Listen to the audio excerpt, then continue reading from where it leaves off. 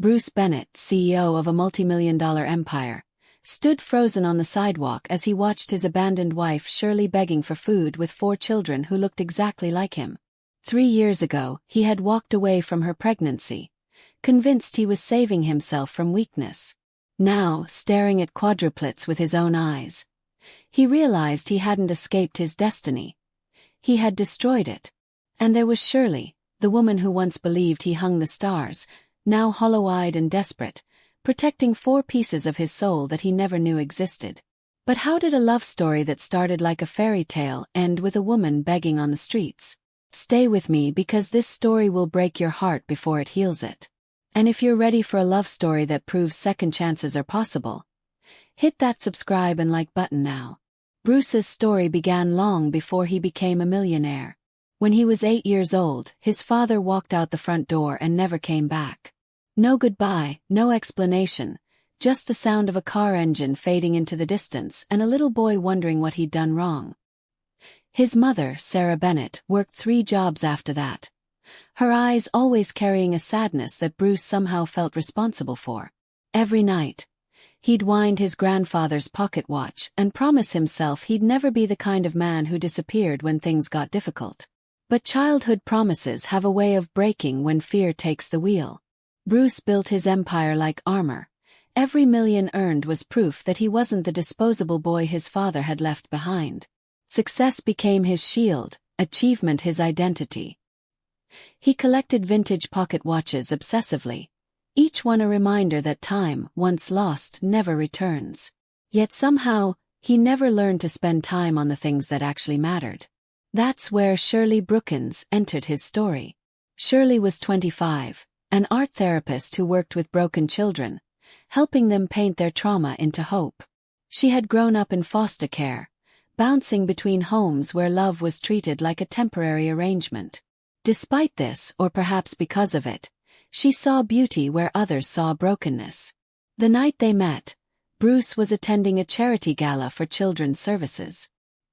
He was there for the tax write-off and networking opportunities, moving through the crowd with the calculated charm of a man who'd learned to perform connection without actually feeling it. Then he saw her. Shirley was standing in front of a display of children's artwork, her fingers tracing the edges of a painting created by a 7-year-old who'd been through more trauma than most adults. Bruce watched her cry over a stranger's pain, and something in his chest that had been frozen for decades began to thaw. Their courtship was a collision of worlds.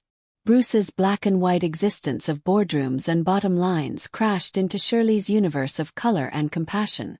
She would paint while he worked late into the night, leaving small canvases on his desk, splashes of hope in his sterile office. He began to see the world through her eyes, where broken things weren't discarded but transformed into art. For 8 months, Bruce allowed himself to believe he could be different. Shirley's love felt like coming home to a place he'd never been. She would trace his face in the morning light and tell him he was worthy of love, not because of what he'd achieved, but simply because he existed. For the first time in his adult life, Bruce felt safe. Then came the night that changed everything. Shirley stood in their kitchen, hands trembling as she held a pregnancy test. 2 pink lines that would either complete their love story or destroy it. Bruce stared at those lines, and instead of joy, he felt terror. The walls he'd spent a lifetime building began to close in. All he could see was his father's face. All he could hear was the sound of that car engine disappearing into the night. What if he wasn't strong enough? What if the love he felt for Shirley and their unborn child became so consuming that losing them would destroy him? What if he became like his father, but worse, staying long enough for a child to love him before inevitably letting them down? That night, while Shirley slept with her hand protectively over her stomach, Bruce made the most cowardly decision of his life. He convinced himself he was protecting them. If he left now, their child would never know the disappointment of having a father who wasn't enough. Shirley would hate him, but she'd move on. She'd find someone better, someone who deserved the light she carried. Bruce Bennett, the man who could negotiate million-dollar deals without flinching, left his pregnant wife a handwritten note and divorce papers. By morning he was gone. But Shirley Brookins was stronger than Bruce ever imagined.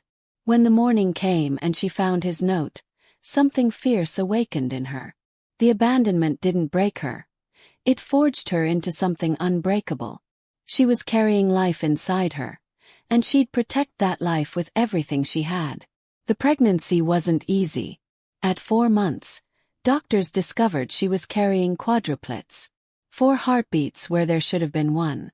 4 lives that would depend entirely on her strength. The medical bills mounted, her small apartment became impossible to manage, and eventually, pride had to bow to necessity.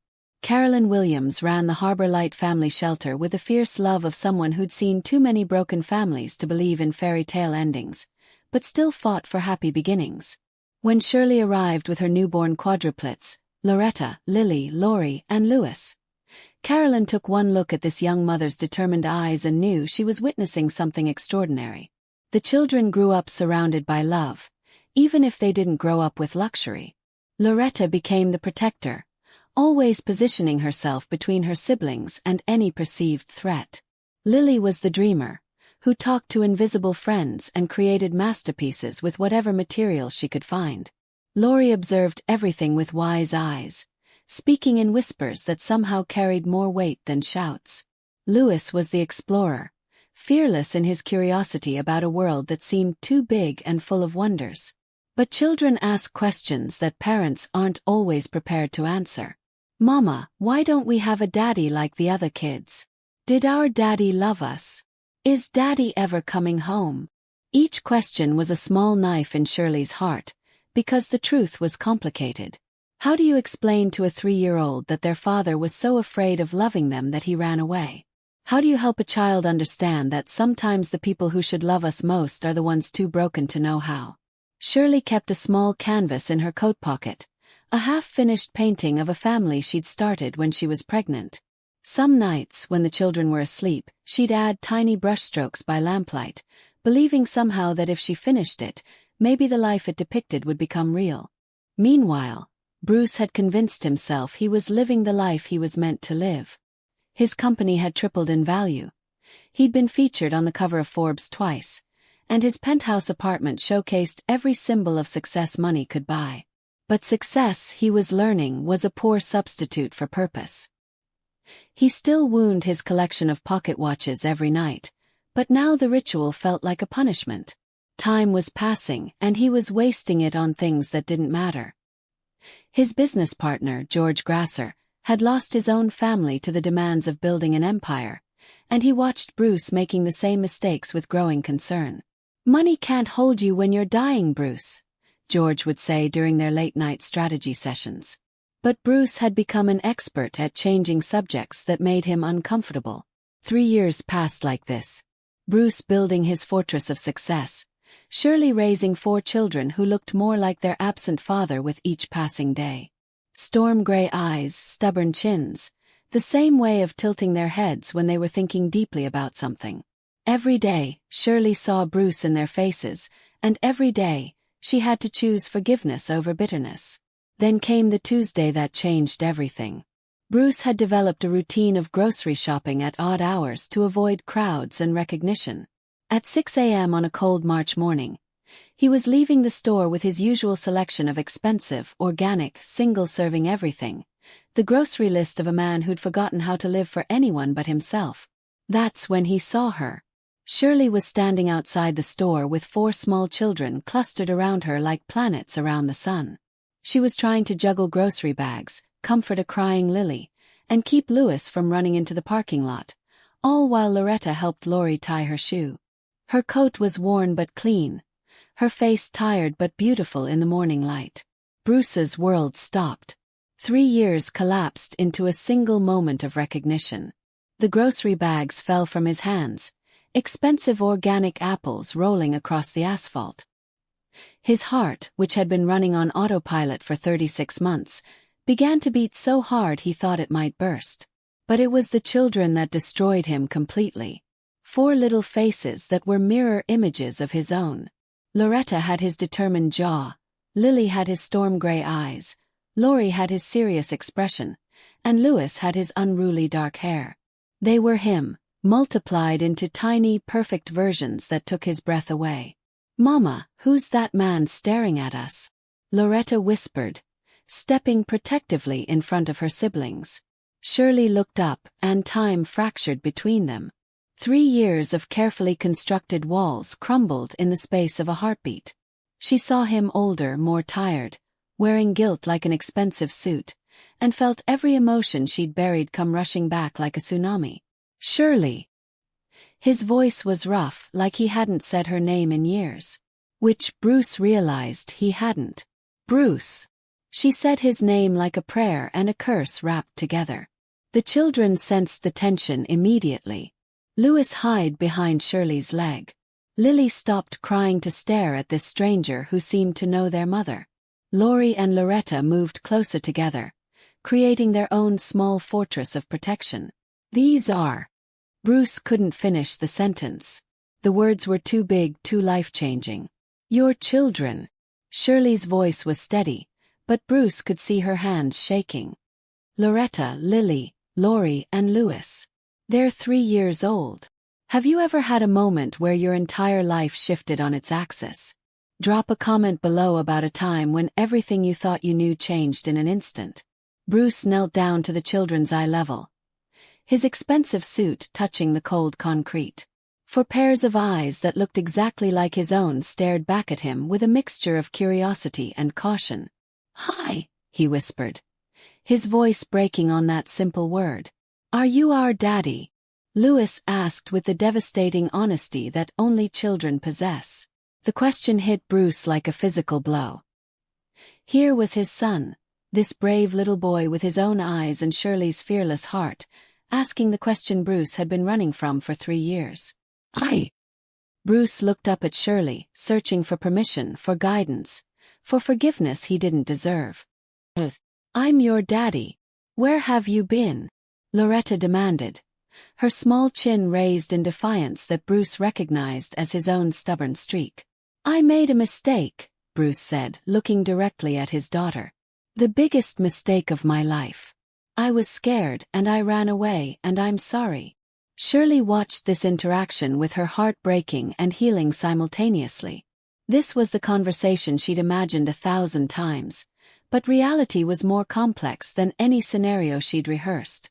"We need to talk," she said quietly. "Yes," Bruce agreed, standing slowly. "We do." That conversation happened in the parking lot at sunset, long after Carolyn had picked up the children for dinner. Bruce and Shirley sat in his car because she didn't have one, the space between them filled with 3 years of unspoken words. "You left me," Shirley said simply. "You left us. I know.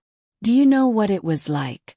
Finding out I was carrying 4 babies with no father, no support, no idea how I was going to survive." Bruce closed his eyes. "I thought I was protecting you." "Protecting me?" Shirley's voice rose. "By abandoning me when I needed you most. By making me raise our children alone while you played king of the corporate world." "I was terrified," Bruce said, his voice barely above a whisper.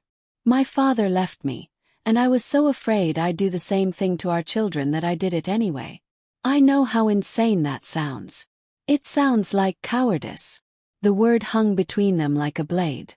Bruce nodded because it was true. "I've thought about you every day for 3 years," he continued. "I've wondered if our baby was a boy or a girl, if they had your eyes or mine, if they were happy or if they hated me for leaving. I never imagined there were 4 of them.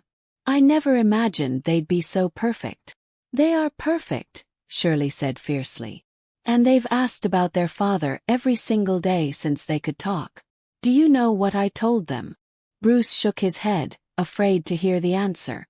"I told them that their daddy was lost, but that sometimes lost people find their way home." The words broke something fundamental in Bruce's chest. "I want to find my way home, Shirley. I want to be their father. I want to be your... I don't even know what we are anymore. We're 2 people who loved each other once and created 4 miracles together," Shirley said. "But love isn't enough, Bruce. Love wasn't enough to make you stay 3 years ago. I'm not the same man I was 3 years ago. Prove it." That night, Bruce couldn't sleep. He stood in his penthouse, looking out at the city lights, holding his grandfather's pocket watch. Time once lost never returns. But maybe, just maybe, love could create new time, new chances, new beginnings. The next few weeks became a delicate dance of tentative steps toward something that might be forgiveness. Bruce began visiting the shelter, awkward and overdressed among the families who'd lost everything but still had each other. He brought gifts that were too expensive and toys that were too complicated, until Carolyn Williams pulled him aside. "These children don't need your money, Mr. Bennett," she said with the bluntness of someone who'd seen too many guilty fathers try to buy their way back into their children's hearts. "They need your time." So Bruce began to learn how to be present instead of just providing. He learned that Loretta loved to build towers with blocks and knock them down with fierce joy. Lily would paint his fingernails purple while humming songs she made up. Lori would sit quietly beside him, content just to share space without words.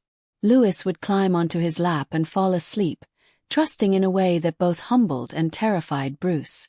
But it was the crisis that changed everything. Louis woke up in the middle of the night with a fever that spiked to 104 degrees. Shirley, who had become an expert at handling childhood emergencies alone, found herself panicking as her youngest son's temperature climbed despite everything she tried. At 2 a.m., she called 911. Bruce received the call from Carolyn at 2:30 a.m. He didn't remember the drive to the hospital, only the sight of Shirley pacing the emergency room waiting area, her face pale with terror. "How is he?" Bruce asked, still in his pajamas and a hastily thrown-on coat. "They're running tests," Shirley said, her voice hollow. "He just kept getting hotter and I didn't know what to do." Bruce had negotiated million-dollar deals, but seeing his son hooked up to machines and IVs brought him to his knees. When the doctor finally said it was just a severe case of flu that would respond to medication, Bruce held Louis while Shirley cried from exhaustion and relief. "I've been so scared to do this alone," she whispered. "Every time one of them gets sick, every time they need something I can't provide, I remember that they should have a father helping me." "You don't have to do it alone anymore," Bruce said, his arms around both his son and the woman he'd never stopped loving. "Not if you'll let me stay." "I'm scared too," Shirley admitted. "I'm scared you'll leave again when things get hard." "I'm scared I'll mess this up," Bruce replied. "But I'm more scared of losing you all again. I'm more scared of being the man who walks away twice." That night, as Louis slept peacefully between his parents, Bruce made a decision that would cost him everything and give him everything that mattered. The next morning he called an emergency board meeting. George Grasser watched his business partner walk into the conference room with a determination he hadn't seen in years. "I'm stepping back," Bruce announced to the room full of men in expensive suits. "I'm remaining as a consultant, but I'm no longer serving as CEO." The room erupted. Board members who'd built their fortunes on Bruce's leadership demanded explanations. Stock prices would plummet. Competitors would move in for the kill. Bruce had built this empire, and now he was abandoning it. "I'm not abandoning it," Bruce said calmly. "I'm choosing what's more important. I have 4 children who need their father, and a woman I love who deserves a man who shows up." George smiled for the first time in months. It's about time. But Bruce's troubles were just beginning. Word of his decision leaked to the press, and suddenly his personal life became public entertainment. Headlines screamed about the CEO who abandoned his company for a family he'd abandoned first. Social media buzzed with opinions about second chances and deadbeat fathers. Elizabeth Smith, the journalist investigating corporate philanthropy, requested an interview. Bruce almost refused, but Shirley convinced him that telling their story honestly might help other families struggling with similar pain. "Mr. Bennett," Elizabeth asked during the recorded interview, "how do you justify walking away from your children for 3 years?" "I can't justify it," Bruce answered honestly. "It was the worst decision I've ever made, born out of fear and selfishness. But I can commit to spending the rest of my life making up for those lost years." "And Ms. Brookins, do you trust him not to leave again?" Shirley considered the question carefully. "Trust isn't a feeling, it's a choice I make every day based on his actions. So far, His actions are showing me a man who's learning to choose love over fear. The interview went viral, sparking conversations about forgiveness, second chances, and what it really means to be a father. But more importantly, it marked the moment when Bruce and Shirley stopped hiding from their story and started owning it. The real test came when Shirley received a job offer from a non-profit in Oregon. Art therapy director, full benefits, a chance to start over somewhere no one knew their story. The offer came with a deadline. She had 2 weeks to decide. "Are you going to take it?" Bruce asked when she told him. "I don't know," Shirley said honestly. "Part of me thinks it would be easier. A fresh start, no complicated history, no risk of you changing your mind again. And the other part thinks our children deserve to know their father. The other part remembers why I fell in love with you and wonders if that man is still in there somewhere." Bruce took her hands, noting how they still fit perfectly in his despite everything that had changed. "He's here, Shirley. Scared and imperfect and probably going to mess up sometimes, but he's here to stay." "How do I know that?" "Because I finally understand the difference between running from love and running toward it. Because I've seen what life looks like without you and our children, and it's not worth living. Because I'd rather fail at loving you than succeed at anything else." The night before her deadline, Shirley sat with her unfinished painting. The canvas she'd carried for 3 years, adding brushstrokes of hope in the darkness. Bruce found her there, paintbrush in hand, staring at the family portrait that had sustained her through the hardest years of her life. "It's beautiful," he said, sitting beside her. "It's not finished. Maybe we could finish it together." Shirley handed him a brush, and together they added the final details to a painting that had been 3 years in the making. Bruce's strokes were uncertain, unpracticed, but they blended with Shirley's confident lines to create something neither could have achieved alone. "I'm not taking the job," Shirley said as they worked. "Are you sure?" "I'm sure. Our family has been broken long enough. It's time to see if we can put the pieces back together."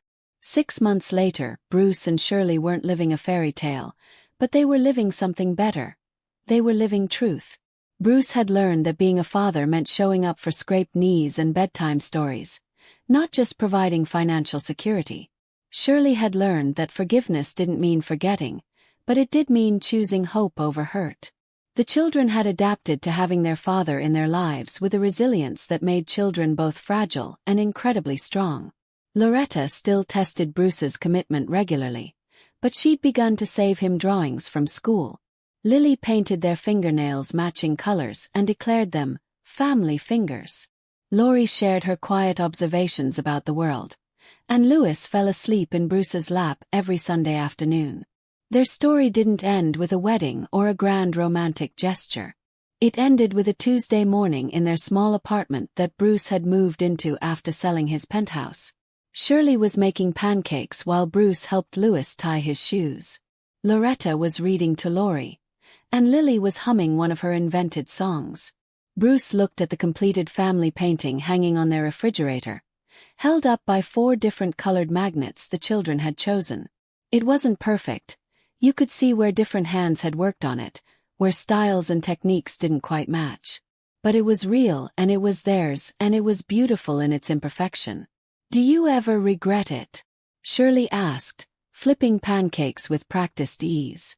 "Giving up the company, the money, the life you built?" Bruce considered the question while Louis concentrated on his shoelaces with intense determination. "I regret the years I missed. I regret the fear that kept me from this for so long. But I don't regret choosing you, choosing them, choosing this. Even when it's hard. Especially when it's hard. Easy things don't usually matter much in the end." Shirley smiled, the same smile that had stopped Bruce's world in a charity gala 4 years earlier. "I love you too." "I didn't say I loved you," Bruce protested, laughing. "You didn't have to. You say it every morning when you make the coffee, every night when you read bedtime stories, every time you choose to stay when staying is difficult." That evening, after the children were asleep, Bruce and Shirley stood on their small balcony looking out at a city full of lights and possibilities. Bruce wound his grandfather's pocket watch, A ritual that had once felt like punishment but now felt like gratitude. "Time once lost never returns," he said, speaking the words that had haunted him for years. "No," Shirley agreed, taking his hand. "But love creates new time. Every day we choose each other, we're creating moments that never existed before." This story proves that sometimes the most beautiful love stories aren't about perfect people finding each other, but broken people choosing to heal together. If this touched your heart, share it with someone who needs to believe in second chances. Subscribe to Genie Soul Stories for more stories that remind us love is always worth fighting for, because the best love stories aren't about people who never make mistakes. They're about people who choose love over fear, presence over perfection, and hope over hurt. In the end, Bruce Bennett learned that the greatest success isn't measured in dollars or achievements, but in bedtime kisses, family dinners, and the sound of children laughing in the next room. And Shirley learned that sometimes the people who hurt us most are the ones most desperate to love us right. Their story reminds us that we are all worthy of love, not because we're perfect, but because we're human. And sometimes, the most broken crayons create the most beautiful art.